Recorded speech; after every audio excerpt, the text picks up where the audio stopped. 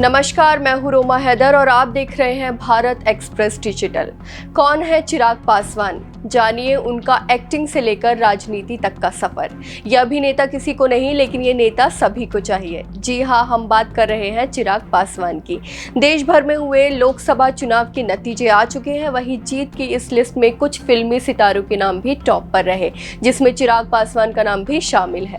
चिराग पासवान ने लोकसभा चुनाव में बिहार के हाजीपुर सीट से लगभग 1,70,000 वोटों से अपनी जीत हासिल की है। लेकिन क्या आप जानते हैं, ये नाम जो 2024 में राजनीति के एक सितारे की तरह चमका है, वो कभी फिल्मी दुनिया का सितारा हुआ करता था। आज हम इस वीडियो में आपको बताएंगे चिराग पासवान की जिंदगी का सफर। चिराग पासवान का जन्म 31 अक्टूबर 1982 को दिल्ली में हुआ था। उन्होंने अपनी पूरी पढ़ाई दिल्ली में ही पूरी की है।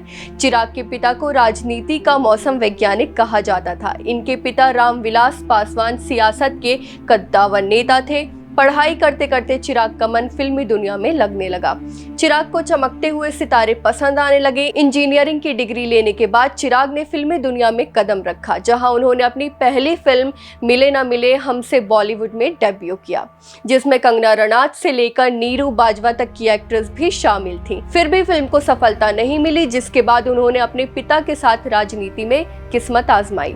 चिराग पासवान ने अपने राजनीति करियर की शुरुआत 2024 के लोकसभा इलेक्शन से की थी, लेकिन तब उनके साथ उनके पिता भी थे।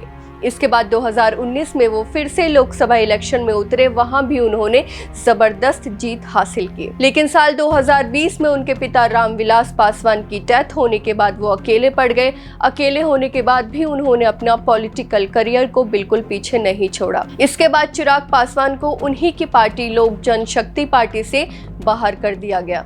उनके चाचा और रामविलास पासवान के छोटे भाई पशुपति कुमार पारस ने उनसे उनकी पार्टी छीन ली। लेकिन चिराग पासवान ने बिल्कुल भी हिम्मत नहीं हारी। अपनी मेहनत और अपने बल पर फिर से उसी पार्टी को अपने हाथों में लिया।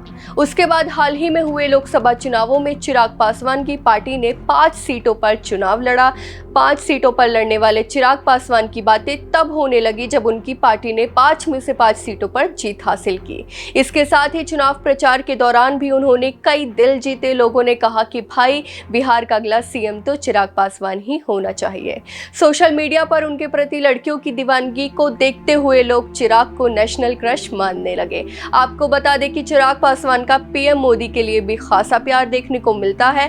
पीएम मोदी की कैबिनेट में मंत्री भी हैं। साथ ही वो खुले मंच पर ये एक्सेप्ट करते हैं कि आज वो जो भी हैं प्रधानमंत्री के कारण है।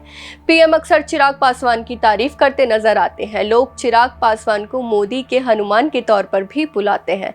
चिराग पासवान और मोदी की यह जोड़ी लोगों को काफी पसंद आती है। खैर, फिलहाल तो चिराग राजनीति में नई ऊंचाइयों को छू रहे हैं और 100% स्ट्राइक रेट के साथ मोदी कैबिनेट में मंत्री हैं। शुक्रिया।